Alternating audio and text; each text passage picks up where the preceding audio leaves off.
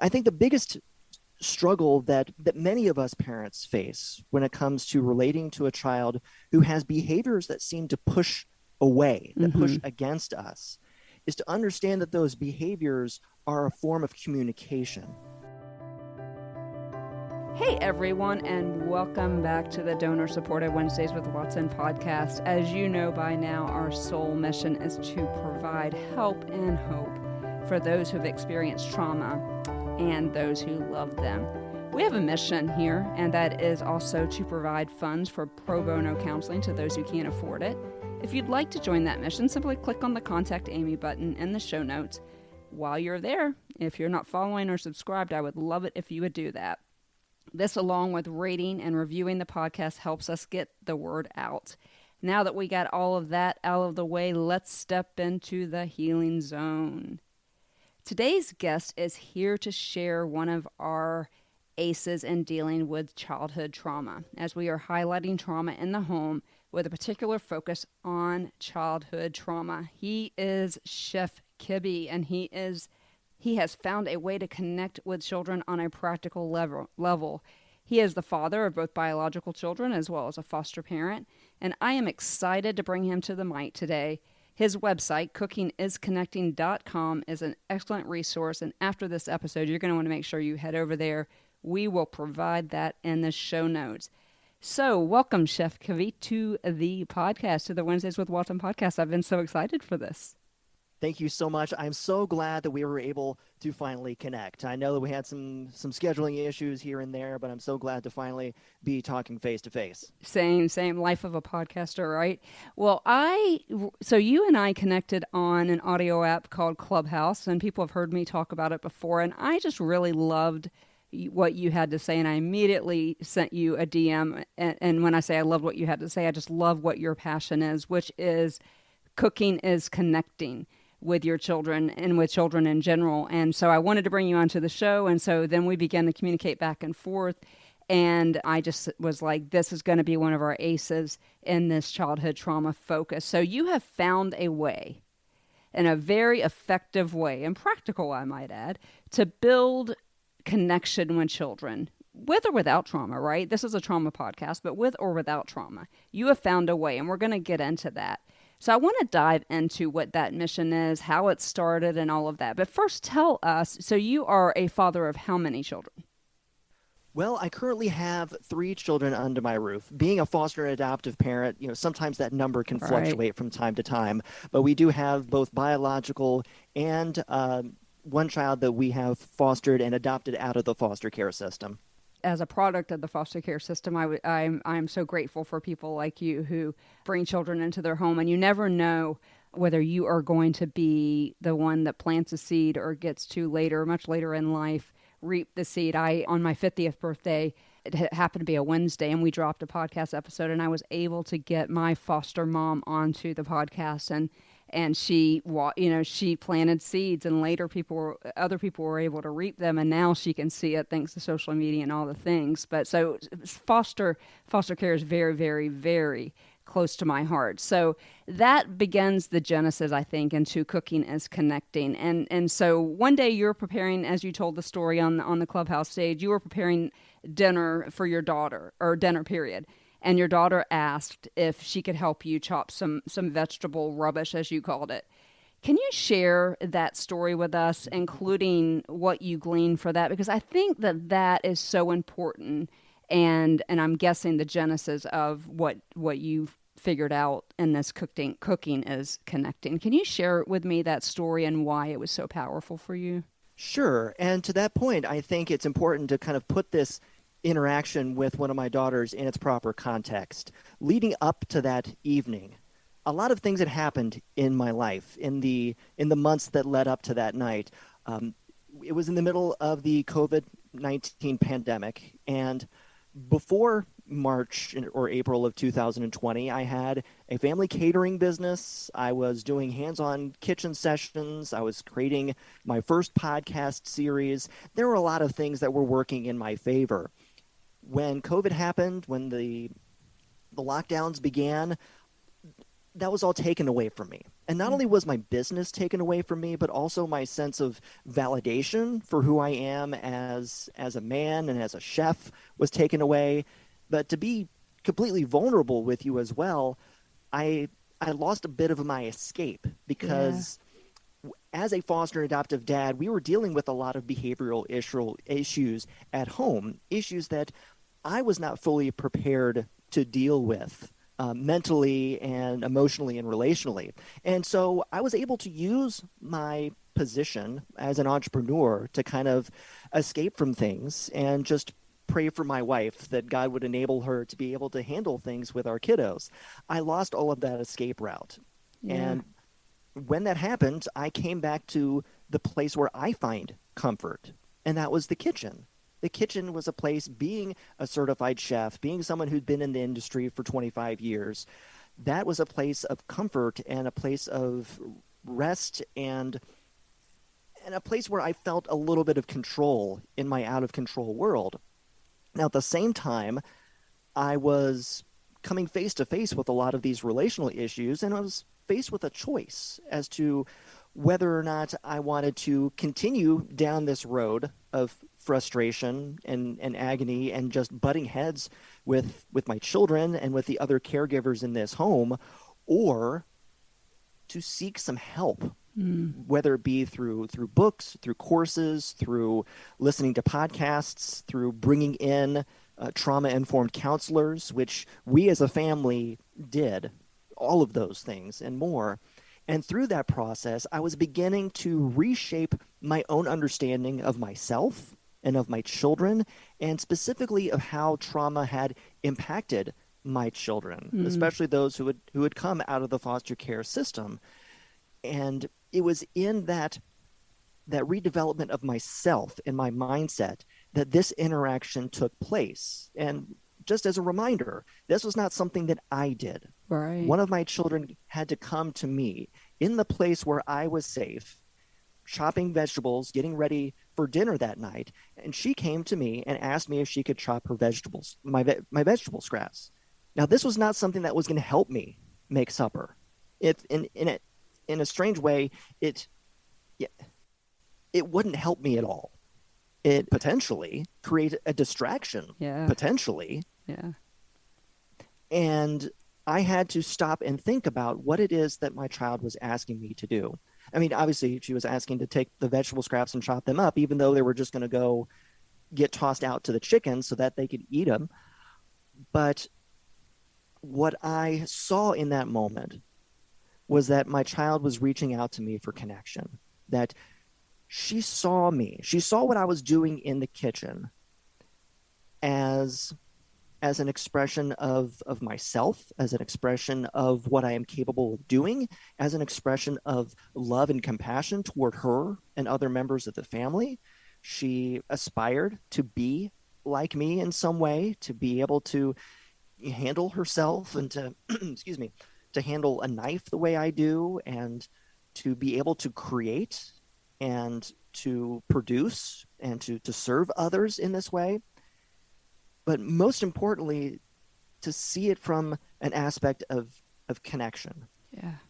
And that meant so much to me in that moment that it helped me to move away any of the other possible concerns that also came up in my mind in that moment, concerns for my time, the distraction that it may cause, that there are other things that she could be doing with her time, not to mention just the safety issues and everything else, that I was able to overlook all of those things and see the need for connection.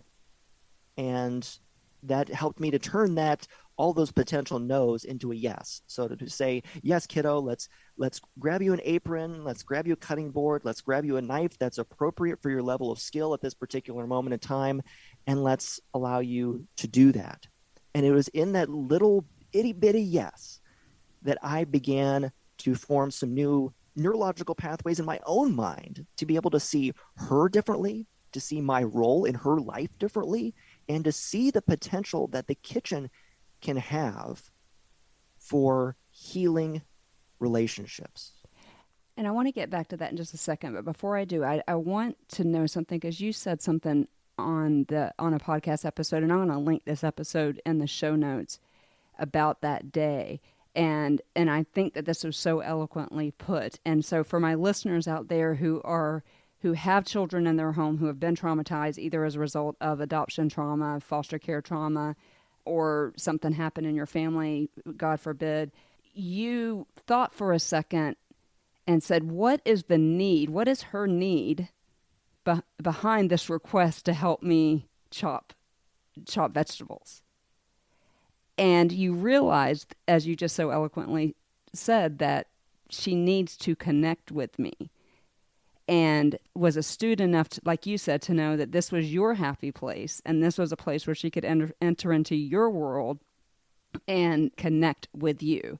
And so you kind of just hit on something. You're like, okay, cooking is definitely a way to help children connect with, especially foster parents, but especially when trauma is present. Can you tell me a little bit more? You gave a pretty funny example about some ways that they could express their emotions in the kitchen. So I would just love for you to expound a little bit more, but I wanted to highlight that to the listeners, that you stopped and said to yourself, what is the need behind the request to help me chop these vegetables? And in that moment, you knew that. And it wasn't by necessarily my doing. A lot of it is just the grace of God, Yes. of putting certain people into my life, putting books into my life, putting resources into my life to help speak this truth into me. And I'm so grateful for that. And I'm so grateful that he's allowed me to see things differently. I think the biggest struggle that many of us parents face when it comes to relating to a child who has behaviors that seem to push away, that push against us, is to understand that those behaviors are a form of communication, and that communication is not just about the thoughts that are going on in their mind, but the feelings that they're having in their body, that it's connected to things that are going on within their autonomic nervous system. Yes. And that specifically children who have suffered from ACEs, in this case, adverse childhood experiences, who have experienced disruptions. And quite frankly, this probably applies to many, if not most, children nowadays because of everything that's happened over the last couple of years with the lockdowns and the masking and the restrictions and everything that has happened to decrease the amount of socialization that our children have been permitted to have, that it creates within them a chronic sense of fear, of anxiety, of who can I trust, what can I trust, of knowing who am I connected with, or am I even connected with myself. One of the biggest revelations that I've had, Amy, is to understand that there are things going on in my child's mind and in her body that she does not understand. That there's not the integration between her nervous system and her brain to be able to recognize, acknowledge, and then to vocalize the needs. And that creates a lot of challenges for us as caregivers, because we have to kind of put on these X-ray goggles and kind of try to see past the behaviors and try to figure out what the need is. And one of the great things about food, particularly food, is that it is such a deeply embodied experience. It is more than just the sense of, I am putting an apple in my mouth, I can taste what it tastes like. It is all of the sensations that come before it, the sensations of hunger. And we often take for granted that we understand what hunger is. But again, it is one of those integrated bodily experiences that, because we have gone through this cycle of being hungry, of eating, and experience the reactions that our body has after we've been fed, that we take for granted, that we understand that when our stomach does this, or when our head does this, or when our joints do that, it's because we need food. Right. That is an integration that takes place. Food impacts every aspect of our body and our brain and our memory. And so for us to see it as a way of, first of all, communicating to our children who have gone through disruptions, whether in your home or before coming into your home, to let them know that they are safe, that that they do not have to worry about where the next meal is going to come from or if they're going to have enough water to drink, to know that is always going to be a given for them. But then to take it to that next level of expressing to them your compassion toward them by letting them see that you are preparing food for them, and then ratcheting up a further notch of allowing them into that process so that they can take part in expressing empathy to themselves by creating food that they themselves can eat, and then also to express that empathy back to the people in their lives, and to be sitting at that table and saying out loud, before we've even, stopped praying, I helped cook tonight. Yes. And the pride that they see in that, it's not just a pride in what they've done. It's an acknowledgement of the connection that they have with the other people around that table in partaking communally in this activity of taking into their bodies things that other people have created for them. It is a deeply powerful experience that I think many of us have taken for granted as merely a convenience or as a given. Right. And I'm trying through my content, through my public speaking, through my workshops, to open people's eyes to the power that we have at our disposal on practically a daily basis, depending on your lifestyle, to communicate to our children how safe they are, how trustworthy we are, and how connected we can be with them. I love it, Chef Kibby. And we both know about attachment styles, and we've mentioned it on this podcast too.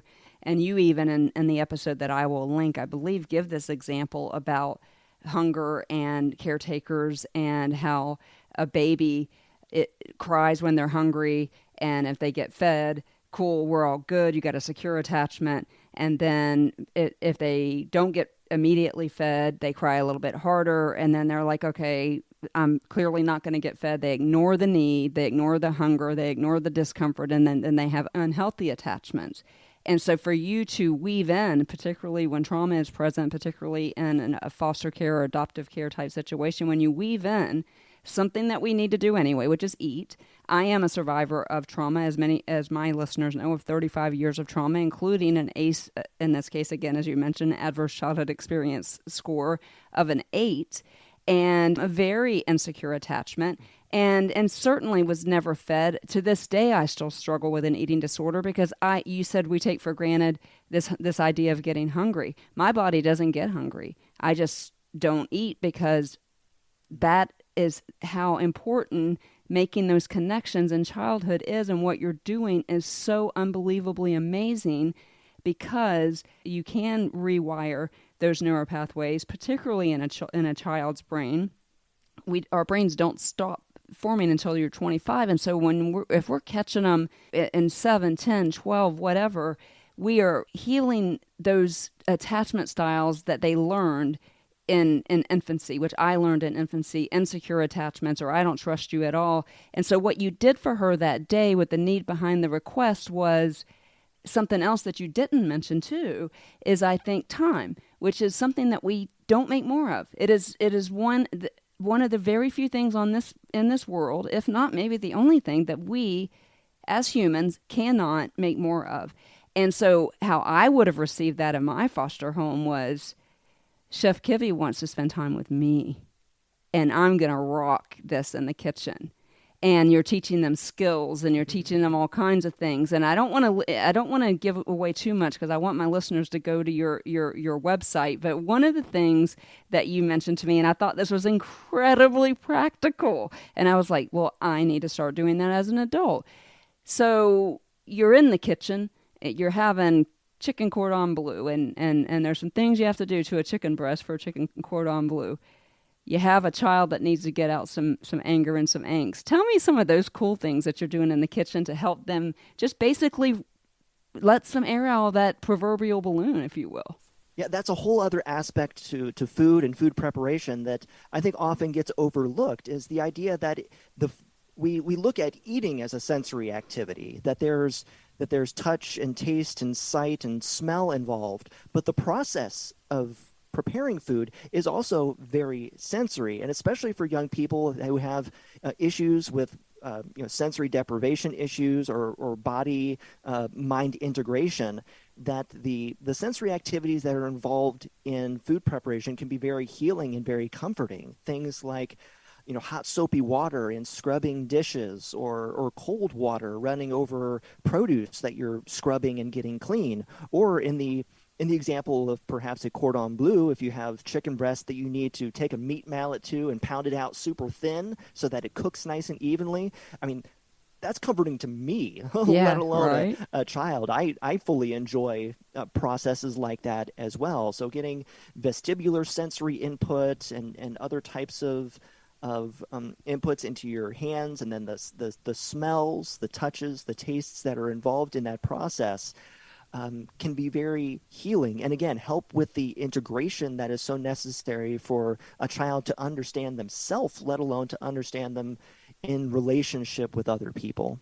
Well, and even things like, because I'm thinking of myself, right? I'm super inept in the kitchen, always have been. And that is simply because I was brought up in foster care and then in a children's home where food was made for the masses. And so I am not adept in the kitchen at all. And I'm also, because of my trauma, and we won't take deep dives in the neuroplasticity and the brain and all the things, but you mentioned it just now, these connections between our sensory bodies and our minds. So something like knife skills, for example, a lot of kids with trauma would struggle with that. You would struggle with coordination, would struggle with, I know my mind is telling me to do this, but trauma is present and it's interrupting, and the neural pathways there are not firing. And so something as simple as the dexterity of teaching them that physical chopping, right? It's kind of like, I journal a lot, and they say, if you can, as a trauma survivor, journal by hand with your non-dominant hand, because you'll use the other side of your brain, because when trauma is present in children, there are some deficits that we have. And what you're doing in the kitchen with these kids and the connection and the things that you've said, the cold water, right? So if they walk in from school and they've been bullied and now they felt rejection again, same way somebody rejected them clearly, or they would not be in the foster care system, and they come into your home after school fully activated, nervous system on steroids, and all the adrenaline dumps and all the things. Something that you just mentioned, and this is just a trauma hack, putting your hands under cold water. That hot soapy water is helping, and certainly pounding a chicken breast would be would be therapeutic as well. And so I wanted you on for this series because I think that it is such a practical way to connect with kids in our home who have experienced trauma. And I have lots of listeners who have adopted children, or trauma happened as a result of something else outside the home, or maybe even trauma inside the home, unfortunately. And so I love what you're doing here. I would love for you, as we close out the podcast, to tell us a little bit more. So I was on your website this morning, cookingisconnecting.com, and you have there a 20-day, I don't want to call it a challenge, but a 20-day program whereby you help parents understand the importance of things that we can't cover in a podcast. And I would love for you, as I want your content out there, I want my listeners to be able to know where to find you, what that 20-day challenge is, and where they can sign up. Absolutely. Thank you so much for bringing that up. So the 20-day Cooking is Connecting Challenge, I want to be clear that I know that there's somebody listening right now to the sound of my voice and saying to themselves, well, yeah, Chef Kibby, it's easy for you to connect with your child in the kitchen because you're a chef. I want to be absolutely clear that you can take this mindset home to your kitchen, no matter how comfortable, no matter how confident, no matter how competent or incompetent you may feel in the kitchen. If you can put on an apron, you can connect with your child in the kitchen. And in fact, that's one of the best places to start. Ask your child to tie on your apron for you. Wow. You can ask them to do things that aren't even involved in the preparation process. I wouldn't recommend taking a child who's in the middle of, those cortisol dumps running through their nervous system and hand them a knife. There are a lot of other things you can have them do. Have them gather up the ingredients. Have them set the table. Have them just sit and watch you do something. There's so many things that you can do. And so my encouragement to you who are listening right now is to take what it is you already know and are already comfortable with doing in the kitchen and look at it from a mindset of connection, and to ask yourself, what can I allow my child to do? What can I ask my child to do? What choices can I give them in embracing and taking part in this shared act of cooking and eating together? And then when you reach a point where you want to do more and need to learn more, then you can come to me and take my knife skills course or whatever else that it is that I can do to serve you. But the point behind the 20-day Cooking is Connecting challenge, it's a series of emails, and each one of these emails is based in an activity that has been identified by child development research as an activity that children need to experience with their primary caregivers in order to provide them with the internal, I would say, assets that they need to grow up to be strong and healthy and resilient and independent young people. And looking at those activities from the standpoint of the kitchen and how you as a parent, as a caregiver, can involve those activities and those interactions, and to see those interactions as things that you can create or allow to take place through the shared act of cooking and eating together with your child. So it's not about specific recipes. It's not about specific ingredients or pieces of equipment. I can talk about those things all day as well.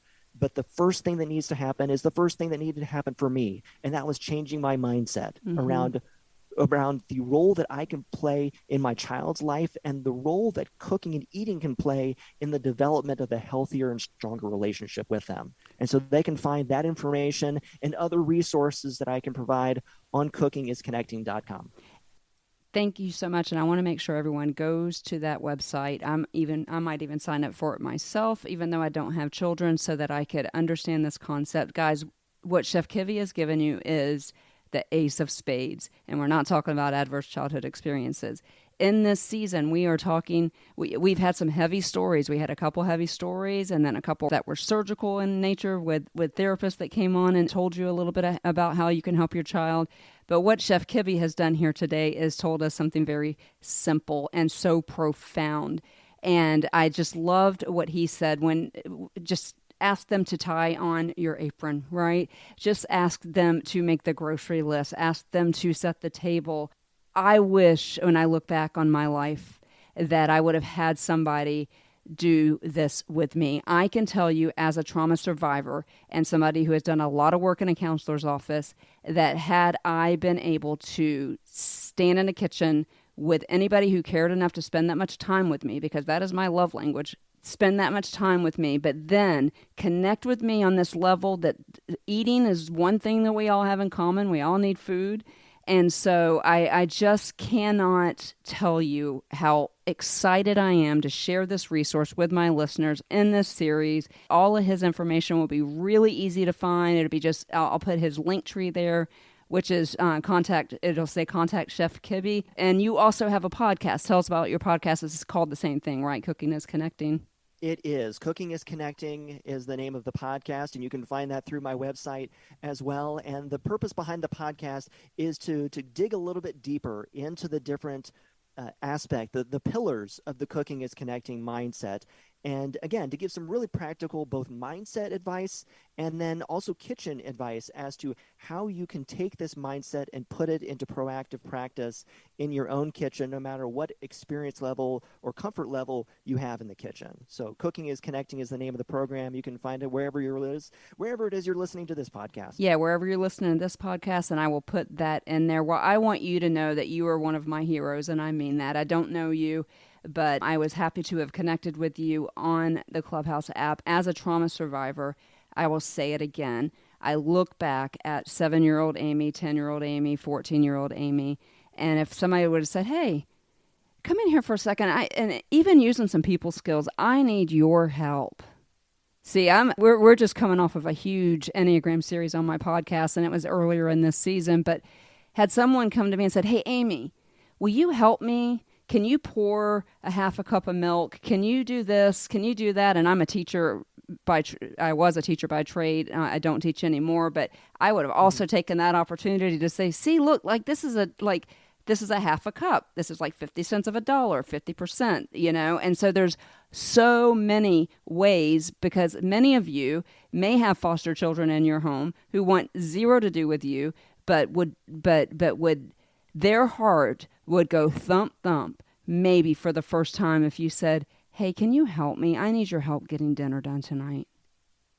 Grab that. Can you set these out for me? Very practical things. And then the next step is, okay, hey, gosh, we're really running out of time. Can you chop the vegetables? And so I just want to tell you that you are one of the heroes in this fight for childhood trauma. You're a hero for fostering children. And one day, Chef Kibby, you will stand before God and hear, well done. One of the things that we say on this podcast that maybe you could introduce into your program is that I say to everyone under the sound of my voice, this is how I end all of my podcasts, and I speak it over to you, Chef Kibby, and I speak it over to my listeners, and I speak it over to myself. But imagine cutting an onion going, you are seen, you are known, you are heard, you are loved, and you are valued. God wanted you on this planet so much, he actually said, you know what, we don't have one quite like this. And so guys, as you connect with your kids, particularly those with trauma, Chef Kibby has provided some real insight here. Remember, always, always, always be curious about the need behind the request. Chef Kibby, any parting words for us here today?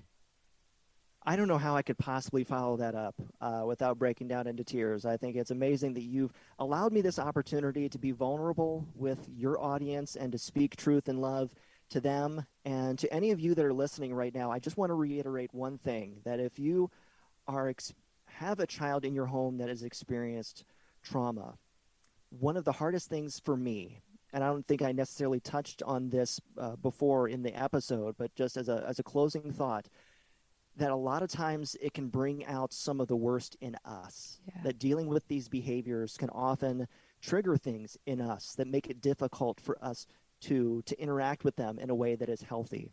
And one of the most surprising things about spending time in the kitchen with your child is that not only will it help them to grow their attachment to you, but it will also help you to see them differently, to grow your compassion and empathy for your child. And I just can't reiterate it enough of how important that is, that not only have I been surprised by how much it has changed my children, but I am equally, if not more, surprised and amazed at how much it has changed me. And that's what I want for you. And that's what I want for you guys too. And it's always true. Anytime you dive deep into work like this, I tell people all the time, this podcast is an example of that. Like I never understood that people on the other side of the microphone that I was interviewing was also going to be ministered to. So guys, I want you to head over to cookingisconnecting.com, sign up for that series of emails, and let's grab some aprons and grab some kids and get them in the kitchen. Thank you, Chef Kibby, for being here with us today. Thanks for having me. I'll see you in the kitchen. I'll see you in the kitchen. Okay, well, guys, I hope that you have enjoyed this episode with Chef Kibby. I know I sure have, as well as this series on trauma in the home with a particular focus on childhood trauma. Make sure you hit all those buttons right there in your app. As for us, we will see you back here in the Healing Zone. And I'm going to say it again because we can never overstate it. Until then, remember, you are seen, you are known, you are heard, you are loved, and you are so, so valued. See you guys, and you'll see Chef Kibby in the kitchen. Let my life